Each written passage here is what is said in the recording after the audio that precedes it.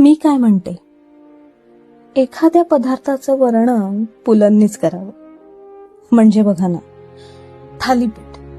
थालीपीठ म्हटल्यावर मराठी माणूस दुसऱ्या माणसाला त्याचं वर्णन करताना कसं सांगेल. पण पुलं थालीपीठाची आठवण येते त्यावेळेला ती नुसत्या एका चवदार पदार्थाची नसते. ज्या स्वयंपाकघरात आपण ताटावर बसून ते थालीपीठ खाल्लेलं असतं ते स्वयंपाकघर. थालीपीठाबरोबर त्याच्यावर आईने हलकेच ठेवलेला ताज्या लोण्याचा गोळा. थालीपीठ थापताना आईच्या हातातल्या बांगड्यांचा किणकिणाट आणि घरभर सुटलेला तो खमंग वास. म्हणजे वास, रंग, रस, गंध, स्पर्श या असंख्य आठवणीने भरलेला हा पदार्थ असतो.